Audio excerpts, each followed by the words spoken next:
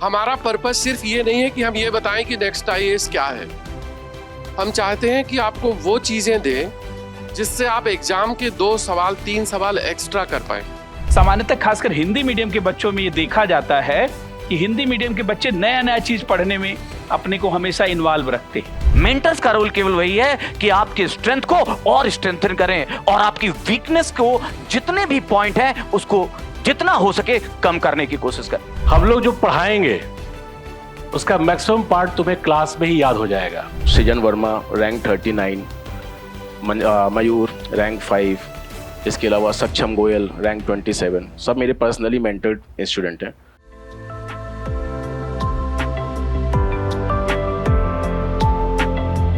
आप लोग seminar attend करने आए हैं तो सीखने आए हैं या देखने आए हैं या सुनने आए हैं? सीखने आए हैं। तो आपको कुछ ऐसी चीजें सिखाएंगे आज, उससे आपको ऐसा लगेगा कि ये 2-2.5 घंटे एग्जाम में आपको हो सकता है 5 से 10 नंबर एक्स्ट्रा दे जाए। देखिए पर्पज क्या है, देखिए आप इतने दूर से आए हैं, चल करके समय दे के आए हैं। हमारा पर्पज सिर्फ ये नहीं है कि हम ये बताएं कि नेक्स्ट आईएएस क्या है। हम चाहते हैं कि आपको वो चीजें दें जिससे आप एग्जाम के 2 सवाल 3 सवाल एक्स्ट्रा कर पाए। नॉर्मली सेमिनार्स में ऐसा नहीं होता है। लोग बताते हैं कि हम क्या है, हमारा इंस्टीट्यूट क्या है, हमारे टीचर्स क्या है। नॉर्मली लोग ये बात करते हैं, लेकिन यहाँ ऐसा नहीं है। यहाँ हर क्लास, हर सेशन पूरा नॉलेज से भरा होता है। और आज के सेशन में भी हम कुछ ऐसे टिप्स और ट्रिक्स की बातें करेंगे जिससे आप एग्जाम की क्वेश्चंस क्रैक कर सकते हैं। मैं बिल्कुल एग्जाम्पल लेकर के आपको प्रूव करके दिखाऊंगा। यूपीएससी के प्रीलिम्स के पिछले सालों के कुछ ऐसे सवाल में एग्जाम्पल में लूंगा जो आपसे ही आंसर निकलवाऊंगा और आप निकाल देंगे और बिना पढ़े हुए।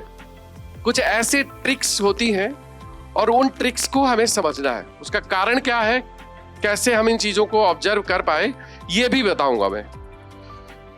यूपीएससी की प्रिपरेशन, यूपीएससी की जो नोटिफिकेशन है, उस नोटिफिकेशन में जो भाषा लिखी होती है वो पूरा आपको इंडिकेशन देती है कि आपको किस तरह की तैयारी करना है, किस तरह की पर्सनालिटी को उन्हें चुनना है। वो पर्सनालिटी वो आपको इंडिकेट करता है यूपीएससी नोटिफिकेशन। आपने बहुत ध्यान से उसको देखा नहीं होगा। एक एक शब्द का जो मीनिंग है, अगर आप उस मीनिंग को बहुत अच्छी तरीके से समझ लें तो आप एग्जाम में बड़े आसानी से गलत ऑप्शन से एलिमिनेट कर सकते हैं, सही ऑप्शन सेलेक्ट कर सकते हैं, अपनी पर्सनालिटी को ट्रांसफॉर्म कर सकते हैं।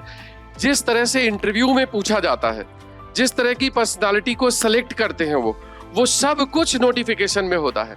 लेकिन दुर्भाग्य यह है कि हम लोग उस चीजों पे ध्यान नहीं देते। आज मैं आपको बताऊंगा कि हमें किन किन चीजों पे ध्यान देना है। तो यहीं से स्टार्ट करते हैं हम। देखिए यूपीएससी के पर्सनालिटी का जो कैरेक्टर है, मैं थोड़ा सा यहाँ पे स्पेस क्रिएट करता हूं। इस पर्सनालिटी कैरेक्टर में अगर आपको आईएएस बनाना है, मुझे लेट अस से कि मैं यूपीएससी हूं और आपको हमें आईएएस बनाना है, तो आईएएस बनाने के लिए किस तरह की पर्सनालिटी चाहिए वो हमें पहले समझना है कि क्या पर्सनालिटी होनी चाहिए। इसमें पहला मैंने सेंटेंस लिखा है कॉम्पिटेंसी, योग्यता। कॉम्पिटेंसी का मतलब होता है नॉलेज एंड एप्टीट्यूड। आपकी नॉलेज और आपके अंदर एप्टीट्यूड, ये प्रीलिम्स में दोनों टेस्ट होते हैं। नॉलेज आपके शब्द से, आपके सब्जेक्ट से, हिस्ट्री, ज्योग्राफी, पॉलिटी, इकोनॉमी की नॉलेज, और एप्टीट्यूड हो गया आपका सी सेट के पेपर से। तो ये दोनों चीजें चेक होती हैं। तो पहला सी है कॉम्पिटेंसी। तो दूसरा है आत्मविश्वास, मतलब कॉन्फिडेंस। कॉन्फिडेंस कैसे आएगा? अवेयरनेस। अवेयरनेस हमारे सराउंडिंग में क्या हो रहा है, न्यूज़पेपर में जो आप पढ़ते हैं, इन सब की अवेयरनेस। तो ये क्या है? ये करंट अफेयर्स। यूपीएससी क्या क्या चीजें चेक करता है आप देखिए, आपके सब्जेक्ट की नॉलेज, आपके एप्टीट्यूड स्किल्स, उसके बाद फिर अवेयरनेस मतलब करंट अफेयर्स, जो भी चीजें हो रही हैं। उसके बाद डायनामिज्म, आपकी पर्सनालिटी कितनी डायनामिक है, मतलब आप कितने जल्दी बदलती हुई चीजों को अपने अंदर समाहित कर लेते हैं, तो डायनामिज्म। तीसरा है कम्युनिकेशन। आप एक अच्छे सिविल सर्वेंट्स तब होंगे जब आप अपनी बातें कह सकते हैं, अपनी टीम को बता सकते हैं, इंस्ट्रक्शन दे सकते हैं, मतलब आप बोलने में अच्छे हो, प्लस लिखना भी पड़ेगा, इसलिए आपकी आंसर राइटिंग चेक होती है। तो आंसर राइटिंग आ गया यहाँ पे, स्पीकिंग स्किल्स आ गई, तो ये हो गया 3C। अब आप और आते हैं, चौथा है कमांडेबिलिटी, क्योंकि जब सिविल सर्वेंट्स अपनी पोजीशन पे जाते हैं सेलेक्ट होकर के, तो उनको वहां पर जाने के बाद हर जगह लीडरशिप पोजीशन होती, चाहे एसडीएम हो, डीएम हो, कमिश्नर हो, उस ऑफिस का वो normally highest person civil servant होता है। तो आपके अंदर लीडरशिप होना चाहिए। आपको एक डिपार्टमेंट से दूसरे डिपार्टमेंट में कोऑर्डिनेट करना पड़ेगा। हो सकता है पुलिस डिपार्टमेंट है और कोई ऐसी सिचुएशन आ जाए जब डिजास्टर मैनेजमेंट की सिचुएशन हो, तो एनडीआरएफ वालों से भी कोऑर्डिनेट करना पड़े, सीआरपीएफ वालों से भी कोऑर्डिनेट करना पड़े, तो अदर डिपार्टमेंट कोऑर्डिनेशन चाहिए, ये स्किल्स भी चाहिए। फिर है कैपेबिलिटी। कैपेबिलिटी मतलब कि आपको डिसीजन लेना पड़ सकते हैं। कोई ऐसी सिचुएशन आ जाए जब आपको सीनियर से इंस्ट्रक्शन लेने का समय ही ना हो, खुद ही डिसीजन लेना पड़ जाए, क्या कर्फ्यू लगाना है, क्या 144 इम्पोज करना है, तो डिसीजन मेकिंग। देन उस डिसीजन मेकिंग में भी सिंसियरनेस होना चाहिए कि आप ऐसा नहीं कि कोई भी डिसीजन ले लें, दैट शुड बी कि वो यूजेबल हो, जरूरी हो, कारगर हो, आवश्यक हो, तो वो चीजें होनी चाहिए। फिर है कमिटमेंट। आप एक सिविल सर्वेंट हैं तो आपके अंदर ऑनेस्टी होना चाहिए, देश के प्रति इंटीग्रिटी होना चाहिए, तो ये भी चीजें चेक होती हैं। और लास्ट है कंपैशन, जिसमें देश पहले मतलब नेशन फर्स्ट, देश प्रधान।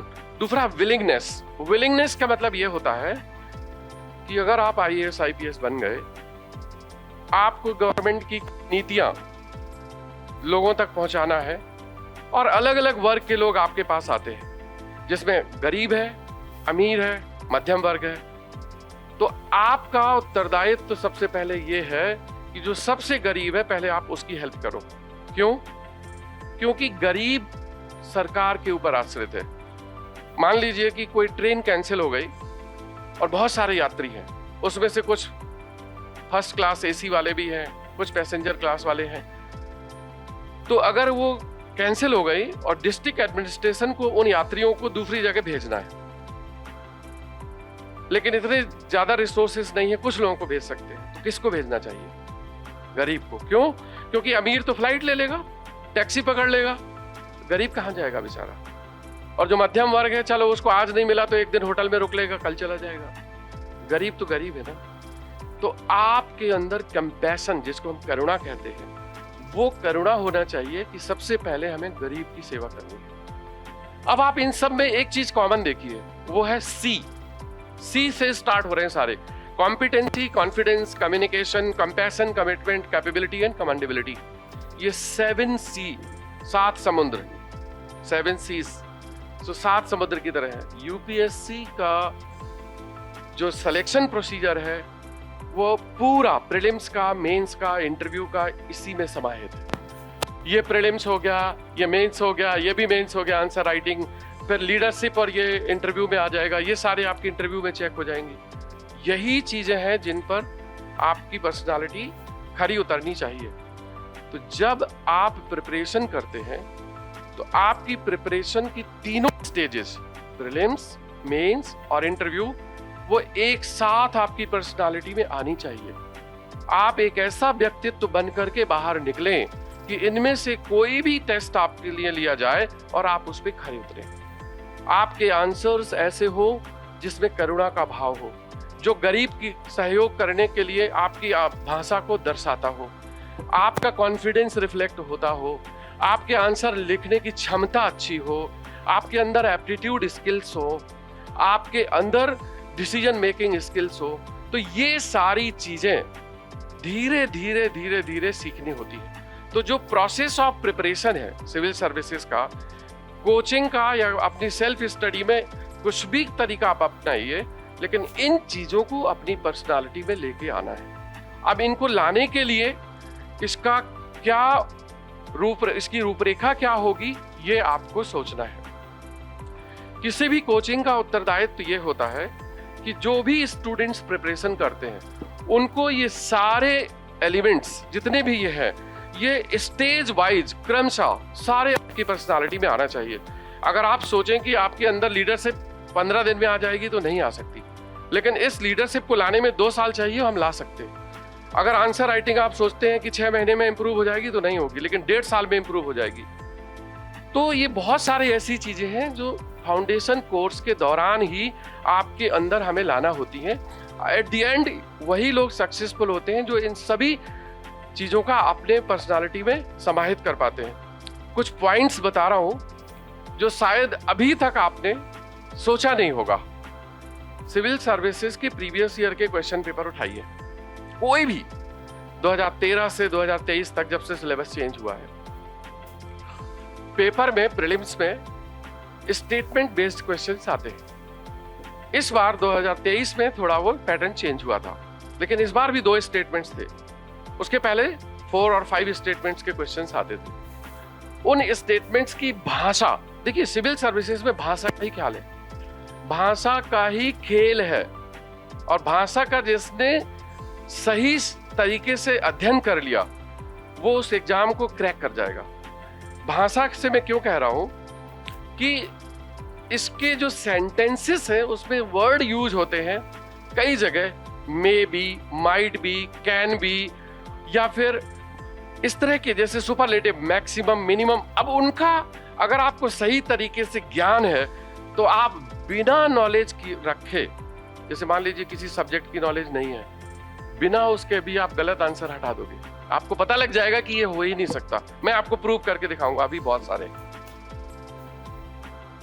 जैसे साइंस एंड टेक्नोलॉजी है, साइंस एंड टेक्नोलॉजी में अधिकतर इवॉल्विंग टेक्नोलॉजी होती है, जिसको हम कहते हैं कि बहुत सारी चीजें अभी नई आती जा रही हैं। कंप्यूटर टेक्नोलॉजी हो, आर्टिफिशियल इंटेलिजेंस हो, जीनोम टेक्नोलॉजी है, बायोटेक्नोलॉजी है, ये सभी चीजें नई है। अगर कोई चीज नई है जिसका अभी इन्वेंशन हो रहा है तो क्या आप फुल स्टॉप लगा सकते हैं कि इससे आगे नहीं हो सकता? आज अगर आर्टिफिशियल इंटेलिजेंस से डीप फेक वीडियो बन रहा है तो क्या 10 साल पहले कोई कह सकता था कि deep fake video artificial intelligence से बनेगा? कोई नहीं कह सकता था। क्या आज आप कह सकते हैं कि आर्टिफिशियल इंटेलिजेंस से हम यूपीएससी का पेपर डिकोड नहीं कर सकते? फ्यूचर में कोई नहीं कह सकता कि नहीं डिकोड कर सकते। आने वाले समय में हो सकता है कोई ऐसी टेक्नोलॉजी आ जाए कि हम पेपर को भी डिकोड कर लें। इसलिए ये इवॉल्विंग टेक्नोलॉजी है, और जब भी इवॉल्विंग टेक्नोलॉजी होती है उसमें कभी भी फुल स्टॉप नहीं लगाया जा सकता। तो यहां पर मैंने यूज करा है कि इवॉल्विंग टेक्नोलॉजी में कभी भी फुल स्टॉप नहीं लगा सकते। तो ये जो फुल स्टॉप की बात कर रहे हैं हम, ये नहीं लगा सकते। इसमें क्या क्या है? Nano technology, biotechnology, computer technology, space technology, artificial intelligence, energy sector. अगर ऐसे सवाल आते हैं इस फील्ड के, और जो कि आएंगे ही आएंगे, साइंस एंड टेक में देखेंगे तो ऐसे सवाल आएंगे ही आएंगे। अब इस तरह की अगर टेक्नोलॉजी है तो उसमें अगर वर्ड लिखा हुआ है, अगर सेंटेंस लिखा हुआ है कि नैनो टेक्नोलॉजी में बी यूज्ड इन दिस, अब उसने वर्ड यूज करा मे बी का मतलब संभावित है, कैन बी हो सकता है, माइट बी पॉसिबिलिटी है, तो क्या आप कह सकते हैं कि नहीं हो सकता? आगे हो सकता है। इसका मतलब कि इस सेंटेंस के सही होने की संभावना बहुत अधिक है। कभी भी इवॉल्विंग टेक्नोलॉजी को आप कॉन्फिडेंस से ये नहीं कह सकते कि ऐसा होगा ही नहीं, ऐसा हो ही नहीं सकता। क्या आप कह सकते हैं कि कंप्यूटर कभी भी हमारे सिविल सर्विसेज के एग्जाम की सॉल्यूशन बना ही नहीं सकता? आज नहीं बना सकता, 6 महीने बाद, 2 साल बाद, 4 साल बाद सुपर कंप्यूटर, क्या आप कह सकते हैं नहीं हो सकता? नहीं। इसलिए अगर ये सेंटेंस आता है इवॉल्विंग टेक्नोलॉजी और उसमें स्टेटमेंट में यूज करा है may be, can be, might be, possibility, इसका मतलब है ये सेंटेंस सही होगा। उसी जगह अगर उसमें सेंटेंस में यूज कर लिया can not be, never, not possible, इसका मतलब ये सेंटेंस गलत होगा। आपको नहीं पता कि सेंटेंस क्या है, लेकिन आपको ये पता है कि ये सेंटेंस का मे बी यूज कर रहा है, माइट बी यूज कर रहा है, या फिर नेवर यूज कर रहा है। तो ये बहुत छोटी ऑब्जर्वेशन है। मैंने क्या किया, पिछले 10 सालों के सवाल निकाले यूपीएससी के, और इस फॉर्मूलों को मैंने पूरे 10 साल में अप्लाई किया। 10 में से 10 साल ये फिट बैठा। इसका मतलब ये वर्क करेगा। अगर 10 में से 5 फिट बैठता, 5 नहीं बैठता, तो इसका मतलब कि ये हम नहीं इसको अडॉप्ट कर सकते एज ए थंब रूल। तो ये एक थंब रूल है और ये कोई रूल नहीं है। रूल थंब रूल में अंतर। थंब रूल का मतलब है कि अधिकतर सही निकलेगा, रूल का मतलब हमेशा सही निकलेगा। तो ये हमेशा की गारंटी तो मैं नहीं कर सकता, लेकिन 10 में से अगर 8 बार सही निकल रहा है, 9 बार सही निकल रहा है, तो आप इस पर चांस ले सकते हैं, कर सकते हैं ना। एक तो ये ध्यान रखना। दूसरा, अगर किसी सेंटेंस में, सेंटेंस समझते हैं ना, जैसे कोई क्वेश्चन है उसमें 5 सेंटेंसेस हैं, सेंटेंस नंबर 1 2 3 4, उस सेंटेंस में कभी कभी वर्ड यूज होते हैं जिसको हम अंग्रेजी की भाषा में कहते हैं सुपरलेटिव डिग्री, एक्सट्रीम, जैसे उससे आगे कुछ नहीं है या उससे नीचे कुछ नहीं है, एक्सट्रीम। जैसे ऑलवेज, हमेशा। अगर मैं कहूं कि next IAS always conduct seminar on 1st of every month, इस सेंटेंस के गलत होने की संभावना बहुत ज्यादा है। ऑलवेज वर्ड आ गया। हाँ, नेक्स्ट आईएएस मे कंडक्ट सेमिनार, इसकी संभावना सही है। इसलिए जो भाषा है क्वेश्चन की, वो हमें बताती है कि ये गलत स्टेटमेंट होगा या ये सही स्टेटमेंट होगा। तो कभी भी आ जाए ऑलवेज, नेवर, और या फिर आ जाए नोवेयर। अब मैं जैसे लिख दूं कि भारत में कहीं पर भी कोई प्लांट के नाम ले लो, जैसे XYZ, वो पाया ही नहीं जाता। तो क्या किसी ने इतनी रिसर्च कर ली कि पूरे देश में कहीं पर भी वो प्लांट नहीं मिलता? इसका मतलब ये स्टेटमेंट गलत है। लेकिन अगर मैं ये कह दूं कि भारत में, हिमालय में इस प्लांट के पाए जाने की संभावना है, क्या ये स्टेटमेंट सही है कि नहीं है? संभावना कह रहा है ना, सही है, ये चीज संभावित है। वो कॉन्फिडेंस से तो नहीं कह रहा कि ये मिलेगा ही मिलेगा। तो उसकी भाषा, और यही है यूपीएससी के ट्रिक। यूपीएससी के सवालों में जो लैंग्वेज होती है, अगर आप उन लैंग्वेज पर जाएं तो बहुत सारे गलत आंसर्स आप हटा दोगे। ये पॉसिबल ही नहीं है, ये गलत स्टेटमेंट है, ये सही है, इसकी संभावना है। तो हम इसी पे आएंगे। तो इसको, ये दूसरा पॉइंट हो गया। तीसरा है कि अगर जैसे मैंने बात की थी ना कि एक्सट्रीम, जैसे extremely, completely, maximum, minimum, lowest, highest, top most, best, ये जब सेंटेंस लगे होते हैं, किसी भी सेंटेंस में ये वर्ड लगा हो, उसकी गलती होने के चांस बहुत ज्यादा है। समझते हैं ना? अगर मैं बोल दूं कि India's growth rate in 2023-24 is highest in the next 10 years और इन दी 5 years, तो गलत हो जाएगा। वन ऑफ दी हाईएस्ट बोल दें, पॉसिबिलिटी है। तो जब भी कोई ऐसे सेंटेंस आते हैं ना बिल्कुल एक्सट्रीम, तो उसके गलत होने की संभावना ज्यादा है। मैं ये बात तो नहीं कहूंगा कि हमेशा ऐसा होगा, लेकिन ज्यादातर चांस ऐसे हैं कि वो स्टेटमेंट गलत निकलेगा। ये आपको प्रूव करूंगा। अभी मैं एग्जाम्पल में बहुत सारे मैं एग्जाम्पल निकाल के दिखा दूंगा यूपीएससी के क्वेश्चंस के। फिर अगर कोई यूपीएससी के सेंटेंस एग्जाम का यूज करता है, जैसे ये शब्द है कुड बी जानते हैं ना क्या होता है? संभावना है। Might be, possibility, chances, some of them, few of them. अगर मैं बोलूं कि कुछ मशरूम्स ऐसे हैं जिनमें मेडिसिनल प्रॉपर्टी होती है, अब मैं कह रहा हूं कुछ, इसका मतलब सही हो सकता है, गलत? सही हो। अगर मैं ये कहूं सभी मशरूम्स ऐसे होते हैं जिसमें मेडिसिनल प्रॉपर्टी होती है, गलत हो गया ना? सभी मतलब कि हम बाइंड कर रहे हैं कि सारे, हम सबके बारे में कैसे कर सकते हैं? अगर मैं आप सबके लिए बोल दूं, आप सभी लोग यूपीएससी सिविल सर्विसेज की तैयारी करने वाले हैं, ये मैं कहता हूं, तो हो सकता है इसमें से 2-4 लोग ना करने वाले हो, जिनकी एज क्रॉस हो चुकी हो, जो अंडर एज हो, जो एसएससी की तैयारी कर रहे हो। इसका मतलब ये स्टेटमेंट गलत है। अगर मैं कह लूं कि आप लोगों में से कुछ लोग सेलेक्ट हो सकते हैं, चांस है, सही हो सकता है कुछ, सम ऑफ देम, फ्यू, ये भी जब सेंटेंस अगर आता है, समझ लीजिए ही होने के चांस बहुत ज्यादा है। ठीक है, ये आप ध्यान रखिए। फिर आगे चलते हैं। अगर हम कभी एग्जैक्ट नंबर यूज करें, एग्जैक्ट नंबर यूपीएससी के सेंटेंस में आ गया, एग्जैक्ट नंबर की हमारे भारत में 9115 टाइगर हैं फॉर एग्जाम्पल, तो क्या आप इतने कॉन्फिडेंस से कह सकते हैं कि 9115 है? मान लीजिए कल एक टाइग्रेस ने 4 बच्चे दे दिए तो, या 2 बच्चे उसमें से खत्म हो गए तो क्या ये एग्जैक्ट नंबर सही होने की संभावना है? गलती है। एग्जैक्ट नंबर यूपीएससी अगर पूछता है किसी सेंटेंस में तो वो या तो ग्रोथ रेट होगा या बजट का काम होगा, जो बिल्कुल डिफिक्टेड। लेकिन अगर कोई जनरलाइज है कि कितनी स्पीसीज है, कितने व्यक्ति हैं, कितने या कोई प्रजातियां हैं, अगर इसमें एग्जैक्ट नंबर आ रहा है तो मान लीजिए कि ये स्टेटमेंट गलत होगा, राइट? क्या आप बता सकते हैं कि इजराइल और हमास में कितने लोग मारे गए? एग्जैक्ट नंबर बता सकता है कोई? नहीं बता सकता। कोविड में कितने लोग घायल मरे थे या कितने लोग बीमार पड़े थे? नहीं बता सकते, क्योंकि बहुत सारी अनअकाउंटेड चीजें हैं। तो जब भी इस तरह का कोई एग्जैक्ट नंबर कहीं पर आ रहा है, मान लीजिए कि उसके गलत होने की संभावना ज्यादा है। लेकिन अगर वो ग्रोथ रेट हो, इकोनॉमिक टर्म हो, तो एग्जैक्ट नंबर आपको पता होगा, वो पब्लिश हुआ, गवर्नमेंट के रिकॉर्ड में है और वही है। क्यों? क्योंकि वहां पर गवर्नमेंट रिस्पॉन्सिबिलिटी ले रही है कि जो मैं कह रहा हूं वही है। तो अगर कोई कॉन्स्टिट्यूशन में लिखा है, किसी गवर्नमेंट की किसी डॉक्यूमेंट में है, तो वो एग्जैक्ट नंबर हो सकता है। लेकिन अगर कोई रिसर्च बेस्ड है, कोई स्टडी बेस्ड है, कोई फाइंडिंग बेस्ड है, तो वो सही होने की संभावना नहीं है। समझ रहे हैं दोनों में अंतर? फिर आगे चलते हैं। जो गवर्नमेंट स्कीम्स होती हैं, जैसे अभी भी देखा होगा आपने, लखपति दीदी बनाना है, सूर्योदय योजना है, और बहुत सारे गवर्नमेंट की स्कीम्स है जो हर बार आती हैं।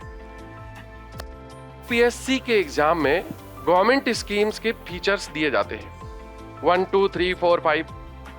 अब 2 तरह के फीचर्स होते हैं, एक हम बात करते हैं पॉजिटिव फीचर्स और एक बात करते हैं नेगेटिव। यूपीएससी भी एक तरह से गवर्नमेंट का हिस्सा है, हालांकि कॉन्स्टिट्यूशनल बॉडी है, इंडिपेंडेंट है, लेकिन कभी भी यूपीएससी सरकार की नीतियों की बुराई नहीं करेगी और ना ही ऐसे स्टेटमेंट लिखेगी जो सरकार के खिलाफ हो या कॉन्स्टिट्यूशन के खिलाफ हो। इसीलिए अगर किसी भी सरकार की नीति से रिलेटेड, स्कीम से रिलेटेड कोई स्टेटमेंट्स है, तो अगर उसमें नेगेटिव स्टेटमेंट है तो मान लीजिए उसकी संभावना गलत होने के चांस है। सही स्टेटमेंट है तो उसके सही होने के चांस है, क्योंकि कभी भी सरकार की बुराई नहीं करती गवर्नमेंट संस्थाएं। तो गवर्नमेंट की नीतियों पे सवाल आते हैं, ये सवाल आपको मिलेंगे। तो जो आज हम बात कर रहे हैं अभी इन टिप्स और ट्रिक्स की, science tech, environment, current affairs, economy, ये 4 जगह लागू होंगे। हाँ, पॉलिटी, ज्योग्राफी, हिस्ट्री में लागू नहीं होंगे, क्योंकि पॉलिटी, हिस्ट्री, ज्योग्राफी में अलग तरह के सवाल है। और जो नए तरह के सवाल आते हैं, करंट बेस्ड आते हैं, वो आते हैं साइंस टेक में, इकोनॉमी में, एनर्जी में, जिसको हम इकोलॉजी एंड एनवायरनमेंट, और तीसरा करंट अफेयर्स तो है ही चौथा। तो जब भी गवर्नमेंट स्कीम हो तो नॉर्मली उसके पॉजिटिव एस्पेक्ट्स पे जाइए, गवर्नमेंट के पॉजिटिव एस्पेक्ट्स के सही होने के चांस ज्यादा है। अब आपको मैं एक सवाल ले रहा हूं, यहां पर ये देखिए, ये है क्वेश्चन प्रीलिम्स 2023, इसी साल का सवाल है, 2023 का प्रीलिम्स का, इसका इंग्लिश वर्जन और हिंदी वर्जन। अब मैं आपसे इसका आंसर निकलवाऊंगा, आपको नहीं पता, मुझे भी नहीं पता, मैं भी नहीं पढ़ा था, मैंने मान लिया कि मुझे भी नहीं आता, आपको भी नहीं आता। अब इसमें कह रहा है some microorganisms can grow in the environment with temperature above than boiling point। कुछ सूक्ष्म जीव पानी के जो बॉइलिंग पॉइंट है उससे ज्यादा पर भी लाइव रह सकते हैं कुछ। अब इसमें ट्रिक क्या है? सम क्या है ट्रिक? कुछ। ये स्टेटमेंट सही हो सकता है, गलत? कोई कह सकता है कि हमेशा गलत होगा, कुछ की बात कर रहा। अगर हम कहते सभी, इसका मतलब गलत, तो स्टेटमेंट क्या है? सही है। फिर दूसरा कह रहा है some micro organisms can grow in the environment with temperature below freezing point. कुछ कहते हैं कि 0 डिग्री से नीचे भी कुछ रह सकते हैं, कुछ। अगर ऐसा होता कि कोई 0 डिग्री से नीचे सरवाइव नहीं करता, तो फिर तो साइबेरिया में कोई मिलता ही नहीं। कुछ तो हो सकता है, या करेक्ट एल्गी। तो ये भी सही है कि नहीं है? क्योंकि इसमें भी क्या वर्ड आ रहा है? सम। तीसरा कह रहा है some micro organisms can grow in acidic environment with pH below 3। Affinity है तो लेस देन 7, और अगर बेसिक है तो मोर देन 7। तो यहां पर सम कह रहा है, सम माइक्रो, ठीक है, एसिडिक में भी रह सकता। अब आप बताइए कि ये क्या सही है कि गलत है? सही है क्या? फ्रीज कर दूं? 1 2 3 all are correct. Answer is all 3। आपको नहीं पता, मुझे भी नहीं पता, मुझे यही नहीं पता कि बेसिक क्या होता है, एसिडिक क्या होता है, बट मैंने क्या ट्रिक अपनाया? सेंटेंस, उसकी भाषा। यूपीएससी में भाषा इंपॉर्टेंट है। और एक सवाल लेते हैं इसी में, what is the most likely advantage of the GST? GST आया और ये जीएसटी का सवाल है 2017 का, उसी साल जीएसटी आया था। और उस सवाल में इन्होंने कहा कि जीएसटी की एडवांटेज क्या हो सकती है। अब देखिए लैंग्वेज पे जाएंगे। It will replace multiple taxes to a single tax. तो यही तो उद्देश्य था इसका, कि सारे वैट हटा के, सर्विस टैक्स और वैट और इनको सबको हटा करके एक टैक्स ले आएंगे, वन नेशन वन टैक्स। तो क्या था ये? जीएसटी। तो पहला स्टेटमेंट क्या है? सही है, ये डेफिनेशन से हो गया। अब देखिए 2 और 3 की बात, ये बड़ी इंटरेस्टिंग है यहां पर। It will drastically reduce, drastically का मतलब समझते हैं ना, drastically reduce the current account deficit, कि जो हमारा वित्तीय घाटा है, जीएसटी आ जाएगा तो इसको ऑलमोस्ट खत्म कर देगा। वर्ड अगर ना होता, इट मे रिड्यूस अगर होता, इट माइट रिड्यूस होता, लेकिन इसने वर्ड क्या यूज कर लिया? ड्रास्टिकली। ड्रास्टिकली पॉसिबल है? नहीं है। इसका मतलब कि ये सेंटेंस क्या होना चाहिए? गलत होना चाहिए। इसको गलत कर दिया। फिर कह रहा है it will enormously increase. Enormously जानते हैं ना, बहुत बढ़ा देगा। क्या? Growth and size of the economy of India. अरे भाई, जीएसटी आने से अगर सब कुछ बढ़ जाएगा रातों रात, तब तो ये बहुत पहले आ जाना चाहिए था। ऐसा तो नहीं हो सकता। तो इनॉर्मसली होने की वजह से ये क्या है? गलत है। इसलिए ओनली आंसर क्या सही होगा? 1। तो 1 only will be correct answer. तो यहां पर अगर हम देखते हैं तो आंसर क्या है? ओनली 1। यूपीएससी ने दिया ओनली 1। ये बहुत ही कॉमन सेंस है। देखिए, आप एक सामान्य पृष्ठभूमि के व्यक्ति हैं, यूपीएससी कहता है कि हमें एग्जाम में ऐसे सवाल हम देंगे जो आप एनसीईआरटी बुक्स को पढ़ करके अपने आईक्यू लेवल को लगा करके सवाल कर सको। ऐसे सारे सवाल नहीं होंगे, लेकिन 30 to 40% सवाल ऐसे होंगे जिसमें एक बहुत ही एवरेज बच्चा बिना किसी कोचिंग के, बिना किसी उसके, अगर उसने एनसीईआरटी पढ़ी है तो वो कर सके। We have 4 pillars of Next IAS. ये हम लोग सोचते हैं कि हमारे 4 स्तंभ हैं, और वो 4 स्तंभ क्या है? सबसे पहला स्तंभ हमारा है हमारे टीचर्स। आप लोगों को नहीं पता होगा, but I come from A farming background. मेरे पिता किसान हैं। शासकीय माध्यमिक विद्यालय हिंदी मीडियम से मैंने पढ़ाई की। पूरी क्लास 12 तक की पढ़ाई हिंदी माध्यम से की। हिंदी माध्यम से पढ़ाई करने के बाद मैं गया आईआईटी की तैयारी करने मद्रास। उस समय ब्रिलियंट ट्यूटोरियल एक कोचिंग होती थी, और जाने के बाद कोचिंग ज्वाइन की। 3 महीने में वहां रुका और मैंने पूरा सामान बांधा वापस घर। कारण, पढ़ाते थे इंग्लिश में, बट इंग्लिश होती तो भी बात अलग थी, आधी तमिल मिक्स थी, मुझे समझ ही नहीं आती थी। वो कहते थे मोमेंट, और मुझे क्या पता होता था? आघूर्ण। वो कहते थे फोर्स, मुझे पता होता था बल। मैंने कहा ये हो क्या रहा है? मैंने सारा सामान पैक किया घर। फोन था नहीं, पिताजी किसान थे, टेलीफोन उस समय होता ही नहीं था, इंटरनेट था ही नहीं। 1992-93 मैं घर आ गया। मैंने पिताजी को बताया ही नहीं। कुछ दिन बाद पिताजी ने बोला कब जाना है? उन्होंने सोचा शायद छुट्टी में आया है, रक्षाबंधन में। मैंने कहा कहाँ जाना है? तब उनको शौक लगा। अरे, मैंने बताया कि ऐसी ऐसी बात है। पिताजी ने मुझे वापस भेजने के लिए पहले टीचर के पास ले गए। टीचर जो मेरे थे, यहाँ मुझे पहली बार लाइफ में टीचर का रोल समझ में आया। उन्होंने, जो मेरे फिजिक्स के ट्यूशन मुझे पढ़ाया करते थे, स्कूल के जो लेक्चरर थे, उन्होंने बोला कि तुम आ गए वापस। मैंने कहा हाँ। कैसे आ गए वापस? मैंने कहा क्यों? बोले तुम्हारा एससी के एडमिशन लेने का टाइम निकल गया और 1 साल पूरा तुम घर पे बैठोगे, तो तुम्हारे पास अब 3 ही ऑप्शन है। मैंने कहा क्या है? पहले ऑप्शन है वापस जाओ, कोचिंग कंप्लीट करो। दूसरा ऑप्शन है कि तुम 1 साल ड्रॉप रखो, घर पे बैठो, अगले साल बीएससी में एडमिशन ले लेना और अच्छे से पढ़ना, क्लर्क बन सकते हो बाद में।